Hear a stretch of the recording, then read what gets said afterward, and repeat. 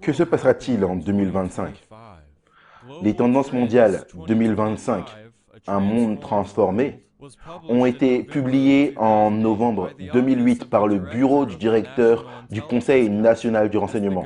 Comme l'a souligné le Guardian, le 20 novembre 2008, le Conseil national du renseignement, je cite, a averti: le monde entre dans une période de plus en plus instable et imprévisible dans laquelle l'avancée des démocraties occidentales n'est plus assurée. Après avoir remercié l'Atlantic Council pour son quatrième volet sur les prévisions et les tendances, ils décrivent les précédentes éditions comme étant intéressantes et influentes. Leur objectif déclaré est d'identifier les éléments clés, les facteurs et les développements susceptibles de façonner les événements mondiaux dans une décennie ou plus à l'horizon 2025. Les tendances mondiales donnent un autre tableau sombre des nations occidentales. Je cite: le modèle occidental de libéralisme économique, de démocratie et de sécularisme pourrait perdre de son éclat. Aujourd'hui, la richesse ne se déplace pas seulement d'ouest en est, mais se concentre davantage sous le contrôle de l'État. Ils prédisent que, je cite, le système international tel qu'il a été construit après la Seconde Guerre mondiale sera presque méconnaissable d'ici 2025 en raison de la montée des puissances émergentes, d'une économie mondialisée et du transfert historique de la richesse relative et du pouvoir économique d'ouest en est et l'influence croissante des acteurs non étatiques.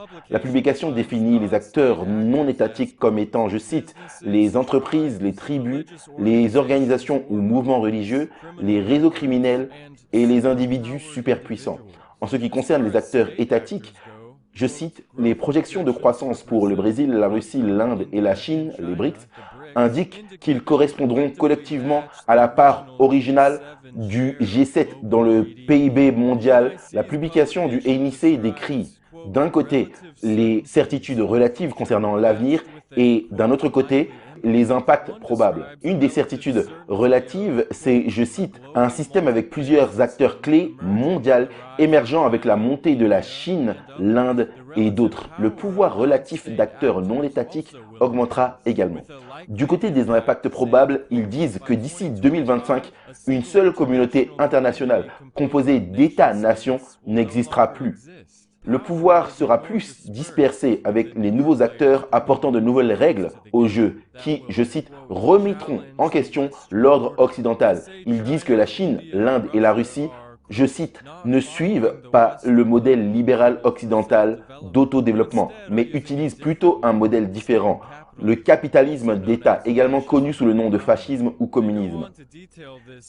Il détaille ensuite ce nouvel ordre mondial en disant, je cite, les caractéristiques les plus saillantes du nouvel ordre mondial seront le passage d'un monde unipolaire dominé par les États-Unis à une hiérarchie relativement non structurée d'anciennes puissances dans les nations émergentes et la diffusion du pouvoir d'acteurs étatiques vers les acteurs non étatiques. Comme l'explique leur propre publication, je cite, cela utilise des scénarios pour illustrer certains des nombreuses façons dont les facteurs examinés dans l'étude peuvent interagir pour générer des défis et des opportunités pour les décideurs futurs.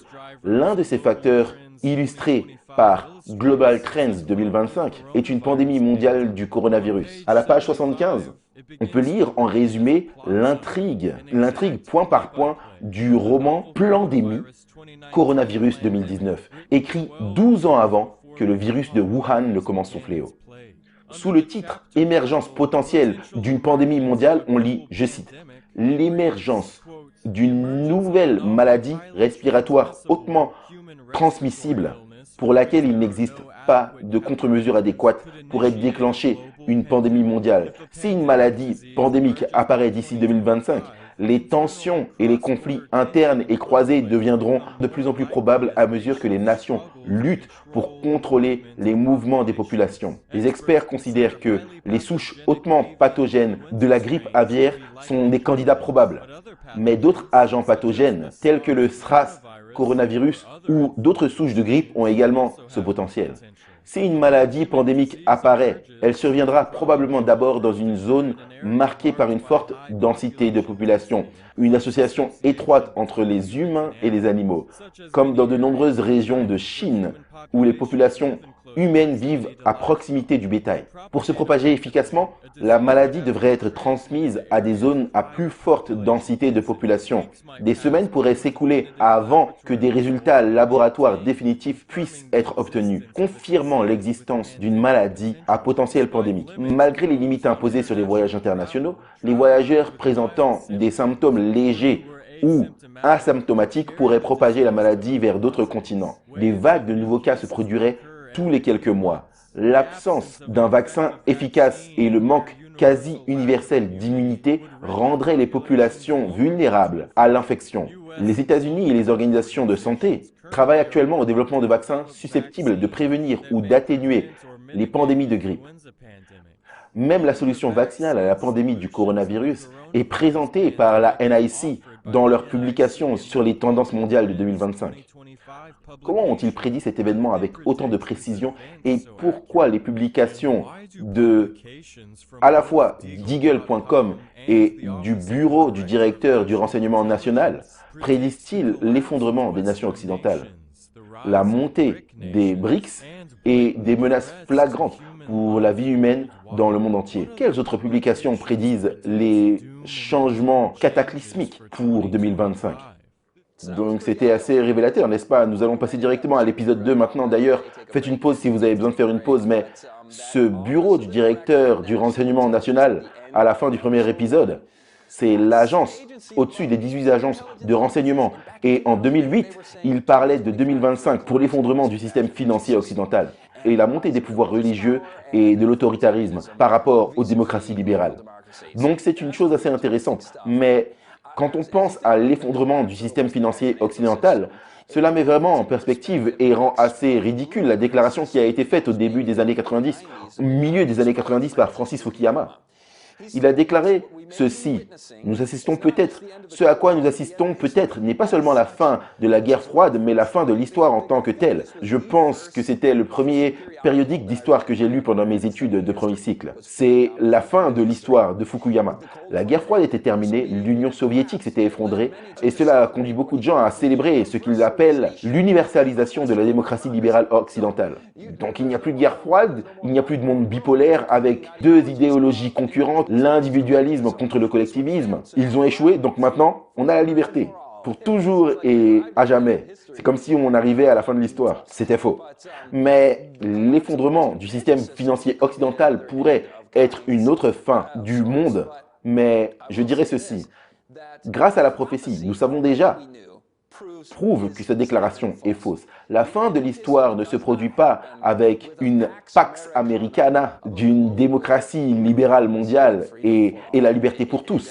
En fait, la prophétie indique dans Apocalypse 13 que des mouvements totalitaires, autoritaires, illibéraux arriveront. On n'a pas la démocratie qui règne et qui gouverne, à moins que par démocratie vous entendiez le règne de la foule, car c'est en fait la foule qui appelle à la persécution du peuple de Dieu qui garde les commandements. Mais cela soulève une question philosophique. Quand on pense à la fin de l'histoire et de telles choses, comment est-ce que nous voyons l'histoire? Il y a deux points de vue concurrents, et voire d'autres au sein de ces deux points de vue concurrents. Mais concernant la théorie de l'histoire, est-ce que l'histoire est cyclique ou linéaire, progressive ou régressive? Maintenant, je sais que c'est un peu historique et philosophique, mais cela va toucher les cycles qui nous indiquent 2025. Donc je dois jeter les bases ici, avec un peu de philosophie et d'histoire. Restez avec moi là-dessus. Tout au long des 200-300 dernières années, la pensée occidentale a très certainement opté pour la vision linéaire, en fait, pendant plus longtemps que cela. La vision linéaire, c'est que l'histoire progresse d'un point vers un point sur une ligne. Et elle est généralement considérée comme étant progressiste également, dans une dynamique d'amélioration. Vous savez, les années 1400, nous avons eu la Renaissance. Les années 1500, la Réforme protestante. Les années 1500, 1700, vous avez les Lumières et la Révolution scientifique et les révolutions civiques. Puis vous avez les années 1800, la révolution industrielle, les années 1900, le siècle états-unien. Et vous avez tendance à avoir cette vision optimiste de l'histoire en Occident. Elle est linéaire et progressiste. Maintenant, bibliquement, nous devrons faire attention à ne pas exagérer le progrès social qui s'est produit au cours des siècles. Pensez simplement aux 100 dernières années ou 200 dernières. Est-ce que les qualifications morales de la société occidentale se sont améliorées? Est-ce que nous avons vu une augmentation de la piété, de l'image de Christ? Eh bien non. 2 Timothée chapitre 3, 1 à 5, en fait, dit que dans les derniers jours, vous voyez ma flèche qui descend là, nous allons assister à un déclin. D'une manière, l'histoire régresse. Qu'est-ce qui s'est passé 4000 ans avant la première venue de Christ? Depuis qu'Adam et Ève sont tombés, la dégradation de la race humaine pendant 4000 ans. Donc, la Bible présente une vision linéaire, mais qui est régressive, pas progressive. Et également, la vision biblique du monde offre quelque chose que la vision historique laïque du monde n'offre pas. C'est un début et une fin. Vous avez la création, puis la dégradation de l'humanité et ensuite la seconde venue de Christ. Donc, il y a un début et il y a une destination. Et la destination n'est pas la démocratie libérale universelle, mais il manque quelque chose, n'est-ce pas? Certains d'entre vous probablement disent c'est pas tout à fait l'image complète de l'histoire rédemptrice parce que il y a les rachetés et ils grandissent à la stature et à la mesure de la plénitude de Christ. Et alors le blé pousse à côté de l'ivraie jusqu'à la maturité. Donc je vais proposer que c'est à la fois régressif et progressif. La société régresse, elle se dégrade. Mais si nous marchons avec Jésus-Christ jour après jour, vivons, bougeons et avons notre être en lui, alors nous aurons cette croissance et ce progrès. Donc ces deux lignes divergentes. L'ivraie devient de plus en plus laid, Matthieu 13, et destructeur, jusqu'à la persécution finale, l'immoralité et la destruction dans les derniers jours. Mais le peuple de Dieu brille comme les étoiles dans l'univers. Maintenant, nous avons également posé la question cyclique ou linéaire. Et on s'est dit, eh bien, généralement, on considère l'histoire avec une frise chronologique. Donc nous tendons vers cette vision linéaire. Mais ne soyons pas si prompts à écarter l'aspect cyclique. Le temps est naturellement considéré comme un cercle. On a le cycle du soleil, de la lune. Ce n'est vraiment qu'à travers la lentille biblique que nous acquérons rationnellement une compréhension de lignes temporelles linéaires et d'une histoire qui progresse et régresse. Mais les étudiants de la Bible ont également remarqué ce cycle, par exemple, dans l'ancien Israël. L'orgueil, la méchanceté conduisent à la destruction et à la souffrance. La destruction et la souffrance sont suivies par l'humilité et la repentance, idéalement, qui ensuite mène à la justice et à la prospérité. Mais souvent, avec cette prospérité, vient à nouveau l'orgueil et la méchanceté et le cycle continue. Voici un autre cycle que les historiens et que d'autres personnes ont remarqué. Même les simples observateurs peuvent dire que c'est vrai. Les temps difficiles font des hommes forts. Les hommes forts amènent à des temps plus agréables. Les temps plus agréables produisent des hommes faibles. Et les hommes faibles conduisent à des moments difficiles. L'image que vous voyez associée ici, c'est l'histoire romaine. Et les historiens romains en particulier, après une certaine période de l'histoire et en étudiant leurs propres empires, ils ont commencé à observer des cycles qui s'étendraient de 80 à 110 ans. Et les historiens qui ont noté cela observaient les changements cycliques, les événements qui se produisaient généralement et étaient capables d'avoir un pouvoir prédictif à partir des cycles qui étaient vers ce qui devrait arriver. Et au moins 2 d'entre eux ont acquis la réputation à leur époque d'être des prophètes. Maintenant, on sait que ce n'est pas la parole sûre de la prophétie, mais plutôt des tendances. Mais c'était une chose réelle et continue de l'être. En fait, vous voyez les cycles chez l'historien érudit Toynbee, qui a montré le cycle guerre et paix de l'Europe. Jusqu'aux années 1400, chaque siècle, il y a eu des périodes de guerre intenses majeures suivies par moins de guerres. Et il a noté et observé que cela montrait les cycles tout au long de ces centaines d'années. Ils ont duré en moyenne 95 ans, entre le début et la fin d'un cycle et le début du cycle suivant. Maintenant, en parlant de cycles, nous avons vu celui d'Israël, celui des Romains, celui de Toynbee avec l'histoire européenne. Il y en a d'autres également, il y a les cycles de Tytler. Concernant les nations, cet érudit a noté que l'histoire d'un empire a tendance à aller comme ça, de la naissance à la mort. L'esclavage, je vais ajouter entre parenthèses la version israélite, vous allez voir, et oui, ces cycles se produisent. Donc, la servitude, ils étaient esclaves en Égypte. De la servitude à la liberté spirituelle, oui, laisse mon peuple partir. De la liberté spirituelle au grand courage, Caleb et Josué étant des hommes de courage pour leur époque. Du grand courage à la liberté, ainsi que le danger corollaire à la liberté et la tentation de faire ce que tout le monde juge juste à ses propres yeux. Ce n'est pas la liberté, mais l'esclavage du péché. La liberté peut conduire à l'abondance. Le lait et le miel au pays de Canaan, l'abondance conduit à la complaisance. Assurément, nous avons fait l'expérience de cela, n'est-ce pas? Et qu'est-il dit dans Deutéronome 8,14 et le verset 20 également? Il est dit, si mon peuple oubliez d'une manière ou d'une autre l'Éternel, votre Dieu, qui vous a fait sortir du pays d'Égypte, si vous devenez complaisant, si vous ne vous souvenez pas d'écouter et de prêter attention et d'obéir, si vous oubliez Dieu, et vous connaissez l'histoire, c'est mes propres mains qui ont créé pour moi-même cette prospérité. Il dit, vous savez ce qui va se passer? Votre nation sera renversée comme les nations cananéennes ont été renversées. C'est là que la prochaine étape arrive, de la complaisance à la dépendance. Voici les Assyriens, voici les Babyloniens. C'est le cycle qu'Israël a traversé, on le voit sur une échelle macro et également une échelle micro. Ils voulaient la dépendance d'un roi, qu'il règne sur eux. Vous vous imaginez dire ça? Nous voulons qu'un roi règne sur nous parce que les autres nations le font. Parce que les autres nations faisaient ça. Aussi absurde que cela puisse paraître de se conformer, c'est ce que nous, les êtres humains, avons tendance à faire de notre nature humaine déchue. Donc de la dépendance, donne-nous un roi, 1 Samuel 8. C'est quoi un autre mot pour dépendance? La forme la plus extrême et la conclusion logique de la dépendance, c'est quoi? La servitude. Vous revenez à la première étape. C'est assez intéressant. Oh, soit dit en passant, les États-Unis, où se trouvent les États-Unis dans ce cycle, le cycle des nations? On est certainement au niveau de la complaisance, même la dépendance dans notre temps. Et probablement qu'après, c'est Apocalypse 13. Donne-nous quelque chose pour gouverner sur nous et persécuter les autres et subvenir à nos besoins afin que notre subsistance soit assurée et que eux ne puissent ni acheter ni vendre. Alors maintenant, cette question de cyclique ou linéaire, vous pourriez dire c'est quelque peu une question piège. Scott, tu viens de montrer comment l'histoire est linéaire et ensuite tu nous montres comment elle est également cyclique. Et bien sûr, les deux sont certainement très vrais. Donc, j'aimerais vous proposer une façon différente de voir cela. On a déjà vu ce graphique. Et si on superposait les cycles dessus, qui font des cycles vers un objectif final? Ce n'est pas comme la version orientale que tout est yin et yang, que c'est un cycle perpétuel, que vous avez la réincarnation. Non, non, c'est pas ça.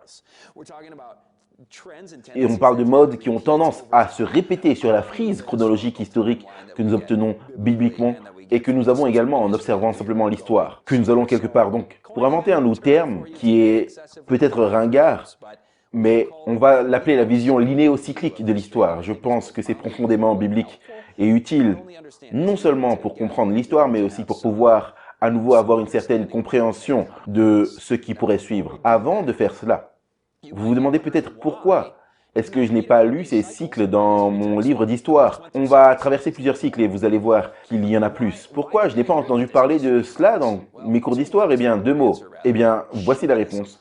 L'humanisme. J'allais dire l'humanisme séculier, mais juste l'humanisme. L'idolâtrie de la contribution humaine à l'histoire. Nous sommes les agents du progrès. La modernité, telle qu'elle a commencé il y a 400 ans, il y a 300 ans, idolâtre le progrès humain. Et c'est pourquoi ils sont si optimistes à ce sujet. Et l'humanisme n'a aucune utilité. Quelqu'un considère le progrès humain comme une agence humaine et c'est simplement une entreprise humaine qui n'a pas d'utilité pour la prophétie biblique ou la souveraineté divine ou Dieu impliqué dans les nations parce que ça semble déterministe. Savoir à l'avance, prédire ce qui va arriver. Non, nous, on détermine ce qui va arriver. Donc, eux n'ont aucune utilité pour la prophétie biblique. Ils n'ont aucune utilité pour la nature informative des cycles à travers l'histoire pour nous donner un aperçu de notre avenir. Les deux semblent déterministes, comme si nous n'étions pas les agents, ou comme le disait ce célèbre cerveau politique Karl Rove, nous sommes les acteurs de l'histoire. Nous sommes un empire. Maintenant, ça s'appelle l'hubris. L'hubris impériale, l'orgueil, la pompe, la fierté. Et je vous le dis, monsieur Rove, les empires meurent. Il y a des cycles pour ces choses. Et la prophétie nous dit que les États-Unis que vous avez connus n'existent plus. J'appelle cela le déclin et la chute de la République. Même les médias grand public, le New York Times, dit que les États-Unis sont un empire en déclin. Est-ce que c'est intéressant pour vous? Ça n'aurait été pas vu dans un titre il y a 10 ans ou 20 ans. C'est un phénomène récent que les gens reconnaissent ouvertement dans le courant dominant, que les États-Unis sont un empire en déclin. Et la dernière partie de leur titre, ça ne veut pas dire qu'ils doivent tomber. Ça, c'est faux. Les États-Unis doivent tomber. La prophétie indique, alors qu'avant, elle ressemblait à un agneau, elle parlera comme un dragon. Satan, elle s'est transformée, s'est déformée en un empire diabolique. Les États-Unis ont fait ça. Donc, tous les principes de la République d'autrefois libre, chaque précepte de la Constitution sera répudié. Ça, c'est la prophétie. Je sais cela. Donc, ils doivent tomber. Ça ne cessera pas qu'ils cesseront d'exister en tant qu'entité, mais ça ne sera jamais ce que ça a été dans le passé. La République tombera. La Constitution ne survivra pas au dernier jour. Donc, juste les États-Unis, tels que vous les voyez aujourd'hui, vous pourriez probablement aussi, après le Covid, dire que ce n'est pas les États-Unis que j'ai connus dans mon cours d'éducation civique et mes documents fondateurs. Peut-être qu'ils sont déjà tombés et que ça va se dégrader encore plus. Et les empires sont les plus dangereux lorsqu'ils meurent. Les empires sont les plus téméraires, les plus stupides lorsqu'ils meurent, les plus méchants. Alors faites attention. Quand vous regardez dans les sondages, on demande aux gens « Est-ce que vous voyez des signes d'un déclin national ?» Il y a 25 ans, seulement un quart des États-Unis disaient « Oui, les États-Unis sont en déclin ». Aujourd'hui, c'est 2/3. On est passé d'un quart à 2/3 des États-Unis qui disent qu'il y a des signes d'un déclin national en seulement 25 ans. Lorsqu'on demande aux États-Unis dans les sondages « Pensez-vous que vos enfants seront plus pauvres que vous dans une génération ?» Donc, ils ont répondu à ce sondage « Les États-Unis sont plus pessimistes maintenant qu'ils ne l'ont jamais été depuis qu'on a commencé à faire ce sondage. » Maintenant, cette atrophie des empires est également vu dans les églises. Ces 4 cavaliers de l'Apocalypse, alors qu'il est utile de comprendre les crises historiques et comment elles se regroupent et leur ordre, la prophétie des 4 cavaliers est en fait une prophétie de l'histoire de l'Église. Elle montre que l'Église primitive était pure avec une couronne et la royauté de Jésus-Christ qui a été à la conquête du monde, métaphoriquement parlant, c'est important de le préciser, avec l'Évangile. Ensuite, ça s'est dégradé et l'Église a été affamée de la parole de Dieu jusqu'à ce qu'elle soit aussi pâle que la mort. Alors, vous ne devriez pas être surpris quand vous voyez les institutions de l'Église échouer, se dégrader. Ça doit simplement nous appeler à nous dire, nous devons être l'Église et œuvrer avec les entités organisationnelles, bien sûr, parce qu'elles seront sur le point de tomber, mais ne tomberont pas. Mais ne soyez pas découragés lorsque vous les voyez apparaître comme si elles étaient sur le point de tomber. Ne vous découragez pas non plus lorsque vous lisez dans Apocalypse 12 et 14 sur l'Église du reste de la prophétie biblique, qui aura les commandements de Dieu, le témoignage de Jésus, qui est l'esprit de prophétie, qui aura la foi de Jésus-Christ. Et puis, vous lisez également dans Apocalypse 3 que cette dernière église sur 7 qui s'appelle Laodicée est tiède et Dieu veut nous vomir de sa bouche. Et ça, c'est dans le miroir d'ailleurs.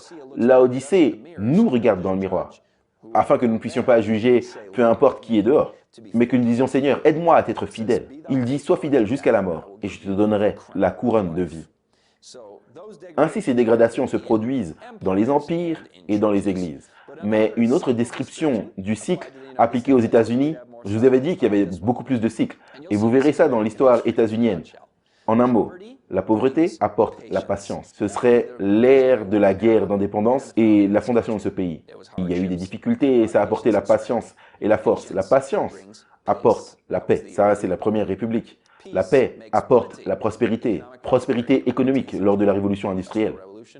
La prospérité mène à la fierté, cependant. L'après-guerre civile, l'âge d'or, la fierté mène à la guerre. Vous avez l'empire états-unien du XXe siècle, en plein essor, qui a commencé en 1898 avec la guerre hispano-américaine. La guerre apporte le gâchis. Vous avez la prospérité post-seconde guerre mondiale, avec l'hégémonie du dollar états-unien. Puis finalement, vous avez la seule superpuissance du monde, beaucoup de prospérité, ou de gâchis si vous voulez. Et ensuite, le gâchis entraîne la pauvreté. Vous pouvez dire parce que cela nous rend paresseux. C'est un peu comme les autres étapes des autres cycles.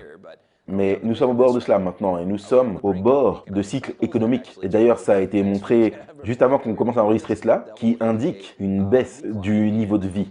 Un 3e cycle sur 7. D'ailleurs, on a vu beaucoup de 7, n'est-ce pas? Ça, c'est un des 7. Le dernier cycle qu'on a vu, c'était un 7, et voici un autre cycle de 7. Le réalignement des partis. Donc vous avez aujourd'hui les démocrates, les républicains, comme vous y pensez, mais au début de la République, c'était les fédéralistes contre les républicains démocrates. Puis vous obtenez un réalignement des partis partiels en 1828 avec la fondation du Parti démocrate sous Andrew Jackson. Puis vous obtenez un autre réalignement de partis avec la fondation du Parti républicain en 1860. Nous maintiendrons ces deux-là jusqu'à aujourd'hui.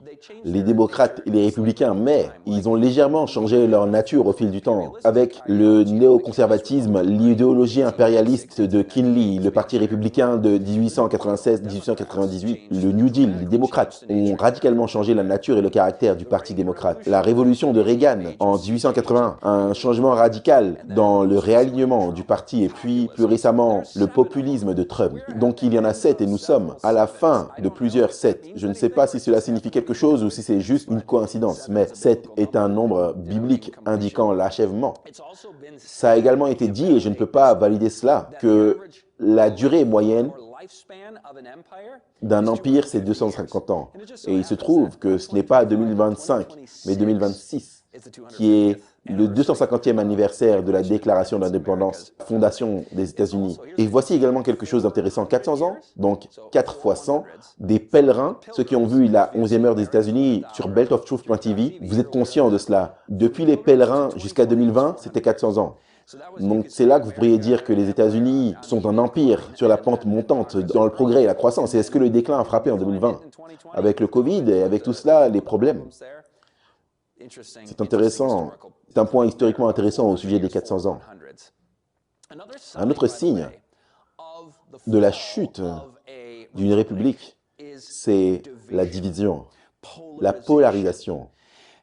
Jésus a été cité par Abraham Lincoln célèbrement en disant que lorsque Abe a appliqué cela à une nation, à juste titre, les États-Unis pendant la guerre civile, une maison divisée contre elle-même ne peut pas subsister. Et est-ce qu'il n'a pas raison? J'aimerais vous présenter le gars que j'ai mentionné dans l'épisode 1 comme venant dans nos sessions aujourd'hui, Martin Armstrong, l'un des meilleurs, si ce n'est le meilleur prévisionniste des cycles au monde. Ses prévisions informatiques il y a de nombreuses années en arrière, des décennies, que 2016 serait la montée d'un candidat insurrectionnel à la présidentielle, semblable à un troisième parti. En d'autres termes, un réalignement de parti, juste qu'il porte avec lui le nom républicain. Mais voici ce qu'il a dit dans ce qui va suivre dans le contexte de ce 7e réalignement de parti que son ordinateur a prévu. Il indique maintenant que les élections de 2024 ne seront acceptées par aucun des deux camps et qu'il s'agira peut-être de la dernière élection présidentielle de l'histoire états-unienne. L'élection de 2028, a-t-il dit, pourrait ne pas avoir lieu. Je ne compte même pas sur le fait que nous ayons autant d'années avant le retour de Christ. Je ne compte jamais de longues saisons de vie avant que les choses ne se terminent ici. Il dit également que son ordinateur indique des troubles civils qui s'élèvent jusqu'en 2025. Et cela peut aussi être lié et connecté au fait que les gens n'acceptent pas l'élection comme légitime. Voici une chose intéressante sur la façon dont ces deux-là se perçoivent. La polarisation, nous reviendrons sur Armstrong dans une minute, mais la polarisation et la division aux États-Unis, c'est incroyable. D'ici 2020, seulement 10% des répondants au sondage aux États-Unis n'étaient pas d'accord avec cette affirmation selon laquelle les républicains apporteraient la dictature ou, pour le parti adverse, les démocrates apporteront le socialisme. Seulement 10% des États-Unis n'étaient pas d'accord avec cette affirmation radicale. Et je ne dis pas que c'est vrai ou c'est faux. Je dis seulement quand les gens s'attendent à la fin de la démocratie, lorsque le parti adverse gagne, c'est la guerre civile et ça c'est prévu.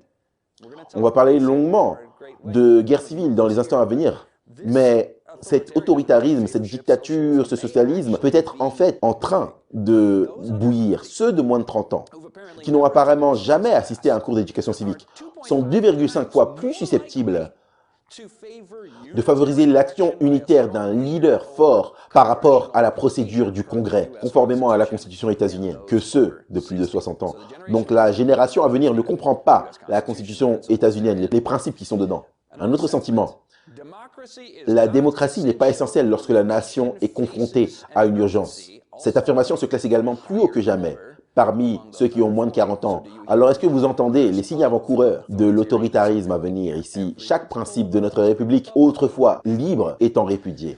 Une maison divisée, les États-Unis ne peuvent pas tenir si c'est une maison divisée. Cette polarisation est si prononcée que dans les rencontres quotidiennes, dans les sondages, quel genre de rencontres voulez-vous vraiment éviter à tout prix? comme éviter ce genre de personnes. Je sais que ce n'est pas de belles choses, je ne voudrais pas avoir ces pensées envers quiconque, mais quand les gens sont honnêtes dans les sondages, je ne peux pas être avec ce genre de personnes. Où la haine est-elle le plus dirigée en ce moment? Ce n'est pas vers les classes socio-économiques, ce n'est pas vers la religion, ce n'est pas principalement la race, c'est l'idéologie politique. Les gens, de ce point de vue politique, je ne peux pas être avec eux. Je souhaite les éviter beaucoup plus que je ne souhaite éviter tout autre type de personnes. Nous devrions considérer des gens comme des individus, n'est-ce pas, qui ont été rachetés par le sang précieux de Jésus-Christ, qui sont dignes de notre amour, nos sacrifices, notre présentation de l'Évangile, notre service. Mais nous y voici, vous avez maintenant, ça commence, les catégorisations géographiques par quartier, par région du pays, par état du pays. Prenons les États. Qu'est-ce que je veux dire par les classifications géographiques? Vous avez les États rouges et les États bleus. Et vous avez les gens bleus dans les États rouges qui partent pour être avec ceux qui partagent leurs idées et leurs points de vue. Et vice-versa. Les gens rouges dans les États bleus qui partent pour aller vers les États qui partagent leur même idéologie. Et on arrive même à un point où les États se présentent eux-mêmes comme des refuges par rapport aux autres États. Échappez la Californie et venez en Idaho, ou peu importe. Leurs chambres de commerce font ce genre de publicité. Donc si vous pensez à Roe v. Wade qui a nationalisé l'avortement, légalisé. Quand Roe v. Wade a été renversé, maintenant les États peuvent avoir leur propre mot à dire. Donc les États rouges deviennent de plus en plus rouges à cet égard. Les États bleus, nous on veut légaliser l'avortement jusqu'à la naissance ou même après la naissance. C'est diabolique, je sais. Mais vous avez maintenant les États rouges qui disent « nous, on va protéger la vie dès le premier battement du cœur » ou même dès la conception dans certains cas. Donc ces points de vue deviennent de plus en plus forts dans les positions pro-vie. Qu'en est-il des choses comme les LGBT et les enfants? La catégorisation géographique par État, par quartier. Vous ne voulez pas que vos enfants soient exposés à ceci, donc les gens se disent « non, nous on quitte cet État ». Les ressortissants étrangers voter aux élections dans certains endroits, c'est du jamais vu. Ça, c'est quelque chose de révolutionnaire avec un caractère de guerre civile partout inscrit dedans. Donc vous pourriez également vous poser cette question. Quelles sont les valeurs communes dans ce pays? Autrefois, on pourrait dire, dans une société pluraliste et des gens avec différents points de vue, religieux et avec différentes croyances, peu importe. La liberté d'expression, par exemple, est une valeur commune. La tolérance actuelle, l'histoire ancienne, parce que maintenant, vous avez la culture de l'annulation. Vous n'avez plus la liberté d'expression parce qu'une idéologie dit « nous devons éradiquer les pensées haineuses, les discours haineux ». Mais ça va à l'encontre de la liberté d'expression. Nous sommes une nation, pas vrai? Une nation sous Dieu. Mais je ne suis pas sûr qu'aux yeux de la société dans son ensemble, nous soyons une nation. C'est presque comme s'il y avait deux sociétés presque complètement distinctes et opposées, qui coexistent dans la même région géographique, pays, nation, autrefois appelée. C'est comme s'ils sont bizarrement sous le joug du même gouvernement. Mais cela ne peut pas durer avec cette trajectoire. Si quelque chose doit être radicalement inversé ou aller dans une autre direction avec une réduction de la polarisation, alors bien sûr, les États-Unis maintiendraient leur unité nationale. Mais une autre guerre civile aux États-Unis, nous dit un chercheur en études de sécurité nationale. J'ai en fait étudié le programme d'études de sécurité nationale à Cal State à San Bernardino, où l'un de ses auteurs est professeur. J'ai regardé leur autre programme de sécurité nationale, une autre guerre civile aux États-Unis, comparaison de la psychologie sociale des États-Unis dans les années 1850 à celle d'aujourd'hui. Donc ce n'est pas de la spéculation ni du battage médiatique de dire que la guerre civile pourrait arriver. On va voir qu'Hollywood nous donne ce signal dans un instant. Mais les chercheurs préviennent qu'une autre guerre civile est de plus en plus possible et loin d'être improbable. Les commentateurs politiques professionnels expriment des inquiétudes de plus en plus grandes. Cette étude examine la probabilité d'une autre guerre civile aux États-Unis en comparant les perspectives des années 1850 qui ont précédé la guerre civile aux États-Unis avec celles d'aujourd'hui en utilisant un cadre capital social négatif. Cette analyse trouve des similitudes frappantes entre la période de pré-guerre civile et celle dans laquelle nous vivons maintenant. Pourtant, la guerre civile est un phénomène relativement rare dans les pays développés et il examine différents exemples. Au moins, dans un avenir prévisible, il est plus probable qu'une trajectoire s'oriente vers d'autres types de troubles sociaux en dehors de la guerre civile. Et c'est une forme de guerre civile, des guerres civiles en cours, insurrection supplémentaire. J'appelle ça la guerre civile.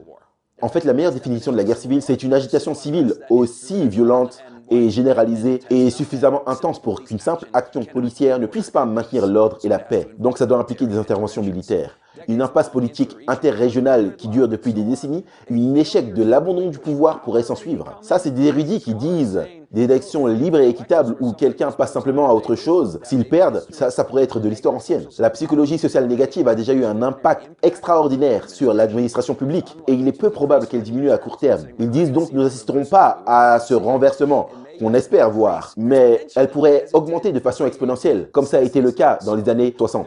On y est, ce n'est pas du battage médiatique, ni de la spéculation. Nous reviendrons à la guerre civile dans une minute, mais c'était juste pour dire une nation en déclin, un empire en déclin, la fin des Seth, pour nous rappeler que lorsque nous regardons la fin de l'histoire, la fin de cette histoire terrestre, qui nous envoie ensuite vers le ciel et du ciel sur la terre, une ligne linéaire qui ne fait que monter et avancer pour toujours. Mais d'abord vient le fait de parler comme un dragon, la chute de la République états-unienne. Maintenant, il y a des éléments plus prédictifs vers lesquels nous nous dirigeons ici dans cette session de cycle historique. Non seulement pour savoir que les États-Unis sont en train de tomber et sont destinés à tomber, mais je vois cette période de 2025 à 2030. Donc j'aimerais commencer par ce livre à l'écran. Le 4e tournant est ici. Nous allons emprunter beaucoup d'informations de ce livre. Et j'ai le titre sur l'écran, Génération et les 4 saisons de la vie et de l'histoire. Maintenant, réfléchissons aux saisons de votre vie. L'enfance, la jeunesse, l'âge moyen et senior. Combien y en avait-il là? Il y en avait 4.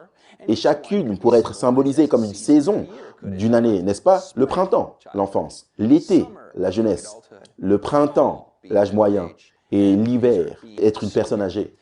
Décomposons-les encore plus spécifiquement maintenant dans ces cadrans.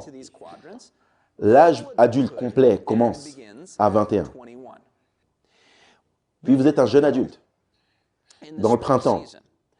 Quand atteignez-vous l'âge moyen? Maintenant, je pourrais avoir des opinions à ce sujet, à ce stade de la vie. Vous savez, peut-être que j'ai un biais parce que je viens d'apprendre qu'ils définissent l'âge mûr comme l'âge du plus jeune président jamais élu. Lorsqu'il a été élu président, et son âge, c'était 43 ans. L'âge moyen est une saison merveilleuse, l'automne. J'ai appelé les jeunes adultes le printemps. Je voulais l'appeler en fait l'été. Le printemps, c'est l'enfance. Les jeunes adultes, c'est l'été. L'âge mûr, c'est l'automne. Et puis quand admissible à la retraite, vous êtes un senior complet à 65 ans. Alors, de 0 à 21, de 21 à 43, de 43 à 65 et de 65 au-delà, et de 65 au-delà, c'est les 4 saisons de la vie et de l'histoire. La Bible parle de ces 4 saisons comme étant le temps des semailles et de la récolte, l'été et l'hiver. Semailles, récolte, été, hiver. Printemps, automne, hiver, été. Et les 4 saisons de votre vie qui s'apparentent à ces 4 pourraient également être vues de manière générationnelle. Car si la durée de vie d'une personne est composée de 4 saisons avec des tendances et des mouvements, peut-être qu'une génération entière aura ces tendances et l'histoire sera en cycle de cette manière-là. Jetons un coup d'œil. Tout d'abord, les visions générationnelles de l'histoire sont totalement bibliques. La Bible ne produit pas de chronologie de l'année telle ou telle, avant Jésus-Christ ou après Jésus-Christ comme nous le faisons. Elle crée une chronologie basée sur les générations. Et tel a engendré tel et tel et a vécu tant d'années et puis il est mort. Et quand il avait tant d'années, il a engendré tel et c'est comme ça que vous datez l'histoire. Avec des générations, en fait le mot génération signifie simplement générer, ce qui est amené à l'existence, comme la genèse, le début de la Bible et de la création de cette terre. Donc générer des générations est une façon de penser à l'histoire bibliquement avec une certitude. Et encore une fois, si nous avons 4 saisons, peut-être que la société a 4 saisons parce que nous les avons individuellement et la société est composée d'individus. Les générations ont leur propre caractère unique et leur propre tendance. Et ici, j'apporte l'histoire démographe avec l'historien Neil Howe. La théorie de Strauss and Howe de l'histoire cyclique a pris d'assaut la profession d'historien. Et ce qu'ils ont trouvé, c'est que les périodes de 80 à 105 ans qui ont tendance à suivre un cycle et à être décomposées en période de 20 ans impair, tout comme la durée de vie humaine. Et l'histoire a tendance à suivre des cycles comme le printemps, comme une renaissance, l'été, un réveil, l'automne, un dénouement et l'hiver. Pour notre besoin ici, nous allons beaucoup nous concentrer sur l'hiver, une saison de crise. Renaissance, réveil, démêlage et crise. Le printemps, l'été, l'automne et l'hiver. Et puis après l'hiver, un nouvel ordre est établi avec un nouveau réveil. Les choses font un cycle. Maintenant, est-ce que c'est une érudition de type sideshow ici? Pas du tout. Strauss et Howe ont pris d'assaut la profession d'historien lorsqu'ils ont théorisé ces choses et maintenant elles se produisent devant nous. Et ce n'est nul autre qu'un vice-président des États-Unis dans les années 90, Al Gore, qui a déclaré que c'était le meilleur livre d'histoire qu'il ait jamais lu. Il expose la vision cyclique de l'histoire. Et donc, les élites voient le pouvoir prédictif dans cette analyse que nous faisons ici, et alors que j'arrive en citant Al Gore, non pas comme une autorité, mais comme quelqu'un qui apprécie la valeur de ce livre au sein de l'élite. La période de 80 à 105 ans est qualifiée par ces érudits comme un séculum. Et alors que j'ai entendu ce mot, j'ai dit, ça me rappelle Novus Ordo Seclorum sur le sceau des États-Unis, un nouvel ordre du séculum. Ça, c'était à la fondation même de ce pays, une renaissance, assurément. Les crises et les renaissances, vous les remarquerez plus probablement dans l'histoire états-unienne. Nous allons donc nous concentrer sur ces deux-là dans un instant. Dites-moi si vous pensez qu'il y a un modèle ici. Et nous allons voir également les chronologies de ce modèle. La première crise, la révolution états-unienne, la révolution américaine, le nom même de la célèbre publication de Thomas Paine sur la crise états-unienne, cela caractérise assez bien cette saison. Cette saison d'hiver qui a ensuite été suivie par une renaissance, la fondation de ce pays. 1781, la capitulation britannique face aux États-Unis. Avance rapide, 80 ans à partir de 1781. Et qu'est-ce que vous avez? Une autre crise, la guerre civile. Et c'était une maison divisée contre elle-même qui ne peut subsister. Ça, c'est un langage de crise, pas vrai? Qui a ensuite été suivi par un nouvel ordre qui a été établi, une nation. On est passé des États-Unis, vont faire la guerre avec la Grande-Bretagne en 1812, aux États-Unis vont faire la guerre contre l'Espagne en 1898. Nous sommes passés d'un « eux » à un « il ». Nous sommes passés d'un « nous » à un « ça ». Les États-Unis vont faire tel et tel. C'est ce qu'on disait avant la guerre civile. Mais la guerre civile s'est produite durant une période de nationalisme et de consolidation également en Europe.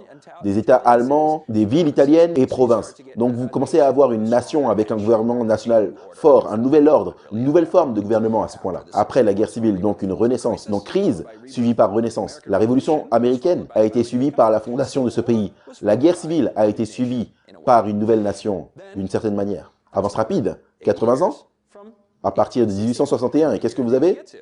1941. Donc on est passé de 80 ans depuis la fin de la guerre d'indépendance jusqu'au début de la guerre civile. Maintenant 80 ans entre le début de la guerre civile et le début de la Seconde Guerre mondiale. Un jour qui restera dans l'infamie. Est-ce que ce n'est pas le langage de la crise? La Seconde Guerre mondiale a été une saison de crise, suivie d'une renaissance. L'État national de sécurité, le monde bipolaire, les États-Unis ayant cette nouvelle structure de gouvernement d'après-guerre. 80 ans plus tard, à partir de Pearl Harbor, et vous arrivez à 2021. Vous avez les mandats, vous avez la situation où nous avons tous dit ce n'est pas normal. Certainement, c'était une crise. Et nous sommes toujours dans une saison de crise. Je vais vous donner un indice. Nous allons fixer des dates pour le début de cette saison qui a déjà commencé et pour le moment où cette crise présente va s'intensifier et se terminer. Mais c'est intéressant pour moi, en tant que spécialiste de l'histoire, que les trois présidents qui ont été les présidents durant nos 3 saisons de crise étaient tous connus comme, encore aujourd'hui, comme les plus grands des présidents. C'est donc un leadership positif qui nous a amenés, quelque part, à une renaissance. Mais vous devez vous demander si c'est toujours bon et est-ce que la même chose va s'appliquer aujourd'hui. Avons-nous le même niveau d'optimisme envers les dirigeants de Washington et la plupart des États-Unis n'ont pas cet optimisme. Mais des faits rapides sur la saison hivernale, les saisons de crise, c'est très historique comme nous le savons.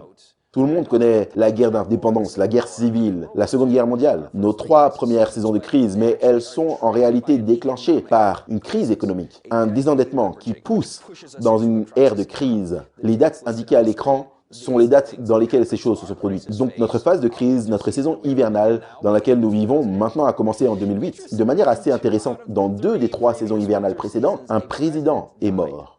1 a été assassiné, 2 sur 3 sont morts. Ça ne veut peut-être rien dire, mais il y a toujours, et c'est là où on va aller avec ça, c'est la partie la plus importante de ce cycle historique, de cette saison de crise, il y a toujours une guerre géante. Maintenant, ça nous ramène à ce livre de 1990, Projet 2025. Ce sont eux qui ont dit que la 3e guerre mondiale va arriver. Vous avez le rapport d'Eagle qui parlait d'une réduction massive de la population. Vous avez tous ces indicateurs qui pointent vers cette direction pour dire c'est là où nous allons. Donc si vous effectuez un zoom en arrière, pas seulement à 3, on peut dire, ah oui, des cycles de 3 c'est pas aussi solide pour avancer. Si on dézoome sur l'histoire anglo-états-unienne et on regardait au cycle de sept cycles d'histoire anglo-états-unienne et pour la totalité de l'ère moderne, ok? Il y a eu 6 guerres géantes dans l'histoire anglo-états-unienne pendant les saisons hivernales de ces cycles.